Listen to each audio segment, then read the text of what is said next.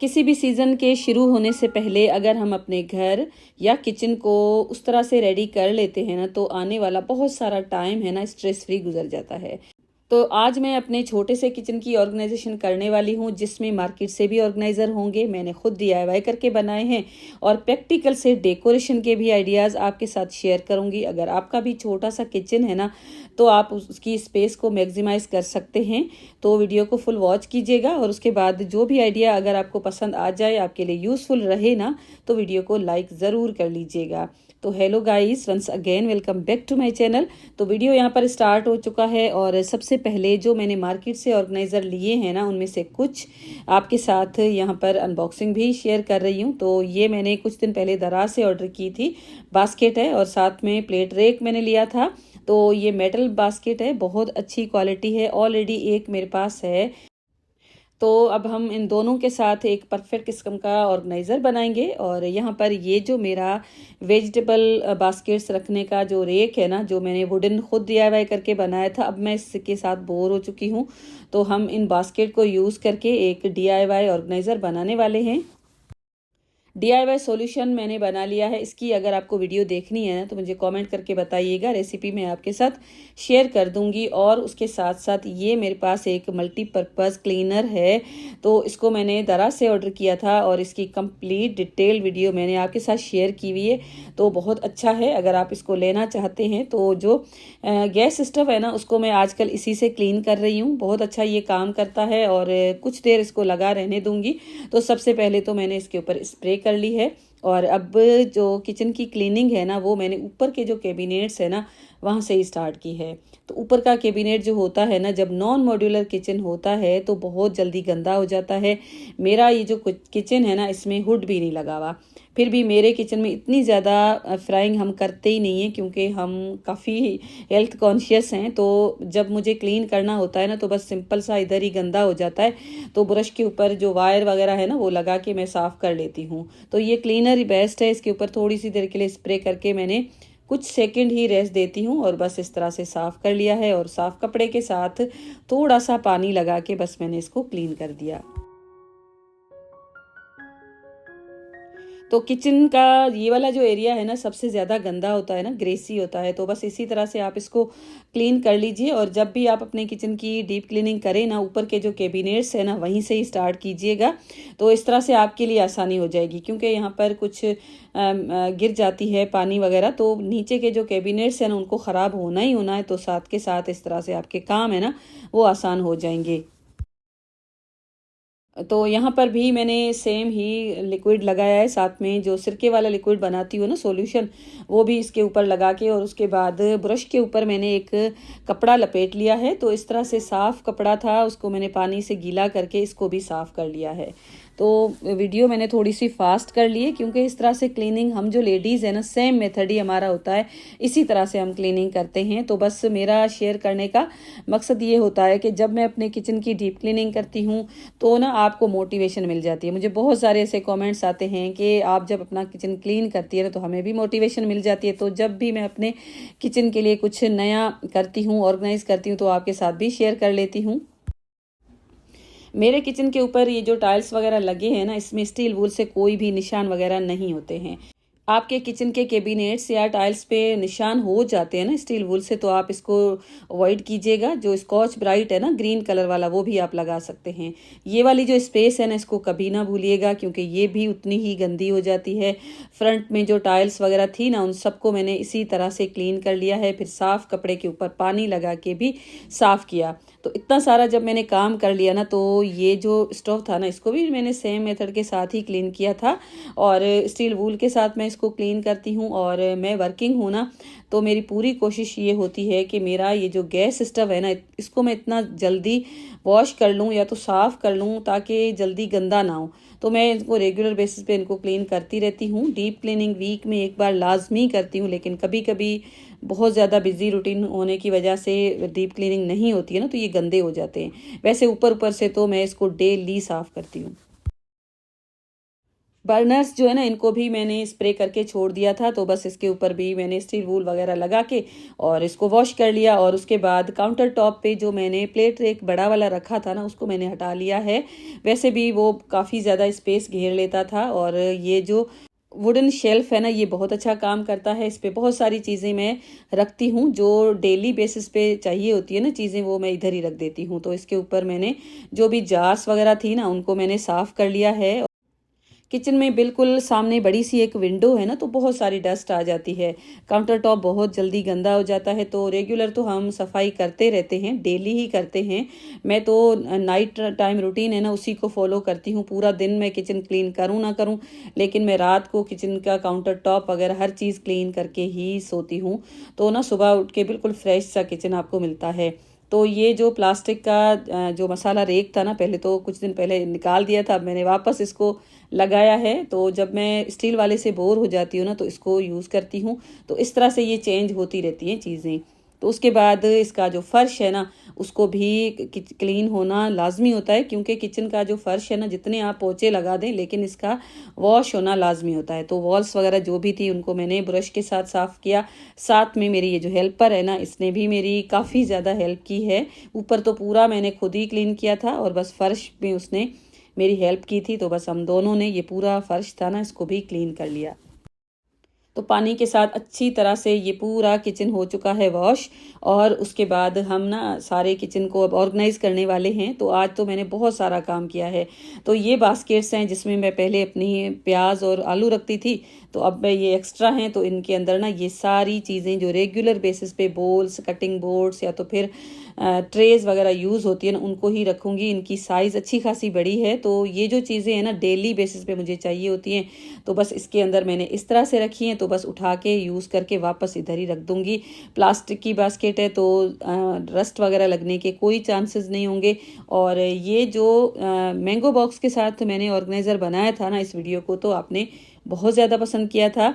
तो इसके अंदर पूरी मैंने प्लास्टिक के साथ कवर किया हुआ है। तो इसके अंदर ये जो बड़े बड़े कंटेनर्स है ना, ये मैं रखती हूँ। ये आइडिया ऑलरेडी आपके साथ मैं शेयर कर चुकी हूँ, लेकिन आज मैंने सोचा इसको भी इंक्लूड कर दूँ, क्योंकि मेरे साथ बहुत सारी मेरी नई सिस्टर्स जुड़ती हैं ना। तो ये जो बॉक्स है ना, इसमें वो कंटेनर्स रखती हूँ जो मैं फ्रीज़र में यूज़ करती हूँ। जैसे नगेट्स या तो फिर कबाब वगैरह बनाती हूँ ना, तो इनमें ही रखती हूँ। कभी पेस्ट वगैरह होती है, इसी में डाल के फिर मैं फ्रीज़ कर देती हूँ। अभी तो ऐसी कोई चीज़ थी नहीं, तो सारे खाली पड़े हैं। और उसके बाद ये बास्केट है, इसके अंदर देखिए मैंने पार्टीशन दी हुई है। एक मैंने वुडन स्टिक लगाई हुई है। अब ये जो वुडन स्टिक है ना, इधर उधर हिल जाती है। तो मैंने क्या किया है, एक ले लिया है रबर बैंड, और कुछ इस तरह से मैं इसको बास्केट के जो छोटी छोटी सी स्पेसेस दी हुई है ना, उनमें गुजार के, और साथ में ये जो स्टिक है ना, इसको मैं फंसा लूँगी। तो अभी ये जो स्टिक है ना, इधर ही फिक्स हो जाएगी। तो इस तरह से आप 2 स्टिक्स भी लगा सकते हैं, एक स्टिक भी लगा सकते हैं। मेरे पास 2 स्टिक लगी हुई थी, एक तो अभी मेरे ख्याल में गुम हो चुकी है, तो बस फिलहाल तो मैं एक ही लगा रही हूँ। और उसके बाद इसके अंदर जितनी भी छोटी छोटी सी लेड्स है ना, उनको मैं ऑर्गेनाइज करके रखती हूँ। बड़ी मैं एक साइड पे रख देती हूँ, छोटी जो फ्रंट साइड पे हमने कम गैप रखी है ना, वहाँ पर मैं रख देती हूँ। प्लास्टिक के कंटेनर, सिरामिक के कंटेनर्स जो भी है ना, उनकी लिड्स सेपरेट मैं इस तरह से रखती हूँ, तो मुझे ढूंढने में दिक्कत नहीं होती है। मुझे पता होता है कि इधर हर लिड मुझे मिल जाएगी। तो बस इसी तरह से ये जो आइडियाज़ जो भी आपके साथ शेयर कर रही हूँ ना, सारे के सारे प्रैक्टिकल हैं। ऐसा नहीं कि मैं बस वीडियो बनाने के लिए आपके साथ चीज़ों को शेयर करूँ, इन सब को मैं यूज़ करती हूँ, बल्कि मैं आपके साथ शेयर भी कर चुकी हूँ। जब मैंने लास्ट टाइम आपके साथ इनको शेयर किया था ना, तब से ही ये आइडियाज़ मैं फॉलो कर रही हूँ। अब जो नेक्स्ट आइडिया है ना, उसमें देखें इस तरह का ये जो वुडन प्लेट रेक मैंने खुद बनाया था। इस वीडियो को तो आपने बहुत ज़्यादा पसंद किया था। 6 इंच की जो मेटल की नेल है ना, वो मैंने ली थी, और इस तरह से 2-2 इंच की मैंने गैप देकर एक वुडन पीस के ऊपर लगा दिया था।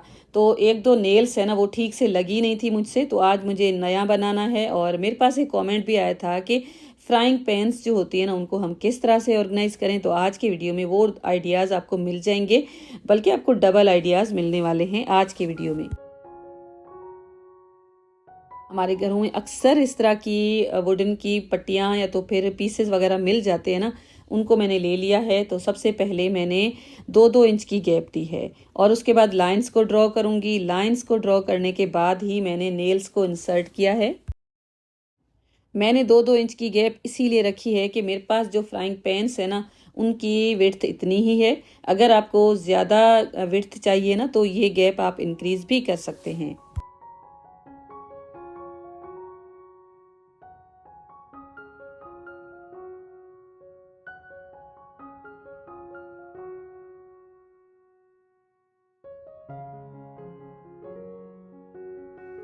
अब 2-2 इंच की गैप के साथ नेल्स मैंने लगा दी, और अब ये जो मेरे पास शेल्फ है ना, कैबिनेट है ना, इसको मैं क्लीन करने वाली हूँ। तो मैं आपको यहाँ पर ये दिखा रही थी, तो देखें, बस आपके सामने ही मैंने इसको देखा है खोल के, तो आपको कोई भी काकरोच यहाँ पर नज़र नहीं आएगा। इसमें ये जो वाइट पाउडर आपको नज़र आ रहा है ना, ये बोरिक एसिड है। तो दराज से मैं लेती हूँ, तो हो सकता है आपको जो स्टोर है ना, वहाँ से भी मिल जाएगा।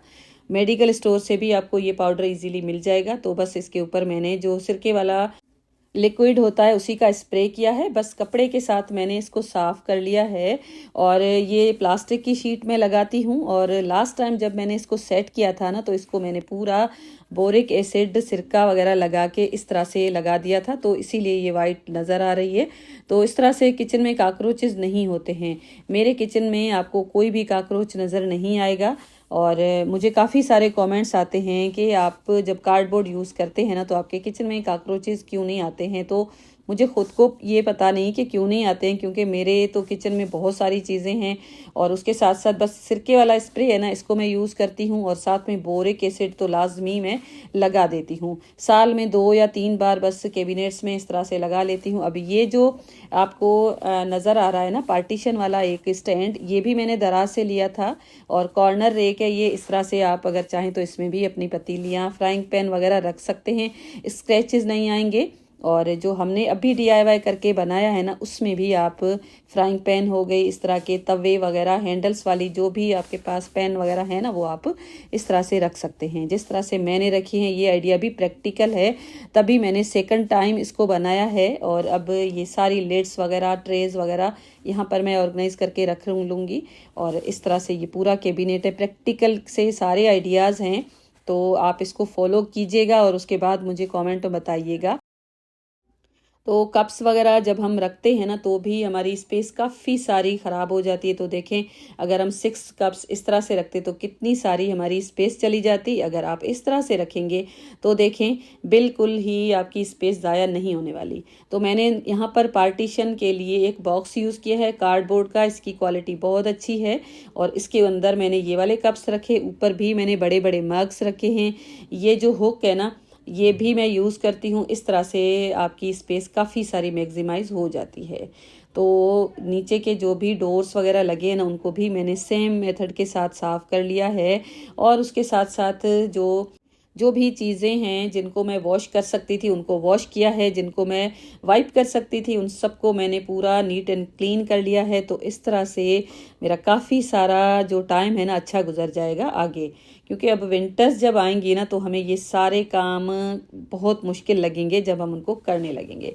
तो अब ये प्लेट रेक मैंने ऑर्डर किया था, और इसको मैं यूज़ भी कर रही हूँ। वीडियो तो आज जा रही है, लेकिन ये बहुत अच्छा है, क्वालिटी भी इसकी अच्छी है। इसमें आप अपनी बड़ी प्लेट्स, डिनर प्लेट्स, सालन की प्लेटें वगैरह ऑर्गेनाइज करके रख सकते हैं।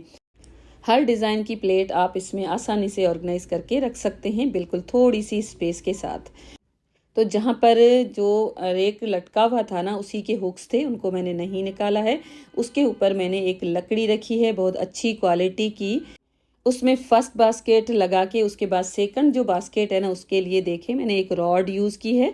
बस इस तरह से रॉड लगा के और दूसरी बास्केट को मैंने हैंग कर दिया है। ओवर द डोर हुक्स इसमें लगे हुए हैं, तो कोई मसला नहीं होगा। और क्वालिटी तो वैसे ही इसकी बहुत अच्छी है। लहसुन मैंने अलग बास्केट में रखी है। और ये जो ऑर्गेनाइज़र बना है ना, मुझे तो बहुत ज़्यादा पसंद आया। आपको कैसा लगा मुझे कमेंट में ज़रूर बताइएगा। छोटी छोटी सी बोटल्स हैं, आप नेल पॉलिश की भी बोतल ले सकते हैं। उसके साथ साथ रोल ऑन की 2 बोटल्स हैं मेरे पास, इनके ऊपर मुझे ये मैग्नेट है ना, इनको स्टिक कर देना है। तो बस इस तरह से इसमें छोटे छोटे से मैं प्लांट्स ग्रो करने वाली हूँ। और बस ये हो गए हमारे फ्रिज मैग्नेट। उसके बाद एक पुराना फ्रेम लिया, इसके अंदर ऑलरेडी मैंने जूट का कपड़ा लगाया हुआ था, लेकिन आज मैं इसके अंदर अजरक लगाने वाली हूँ। तो ये पीस था मेरे पास अजरक का और इसके अंदर मैंने इस तरह से लगा दिया है। तो प्लास्टिक के जो स्पून्स है ना, उनके ऊपर मैंने वाइट स्प्रे पेंट किया और पहले तो मुझे लगा कि ये फ्रेम मैं ब्लैक ही रहने देती हूँ। बाद में मैंने इसके ऊपर वाइट स्प्रे पेंट किया है। तो सेंटर में मैंने एक लगा दिया था पेपर, ताकि स्प्रे पेंट ग्लास को ख़राब ना करे। और अब ये मैं रिमूव कर दूंगी।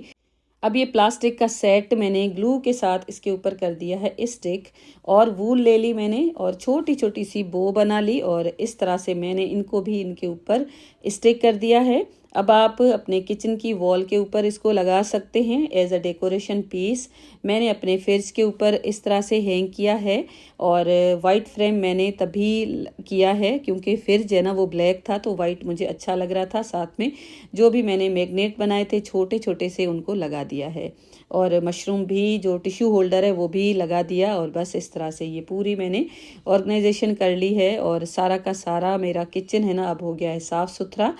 और दालों का सेट मैंने गैस स्टोव के ऊपर हैंग किया है, तो थोड़ा दूर है तो आग वगैरह नहीं लगेगी। और बस इस तरह से अभी तो मैंने ये पूरा किचन कर दिया है साफ़ सुथरा। और सामने आपको फ़िश नज़र आ रही होगी और अब मुझे इनको बनानी है।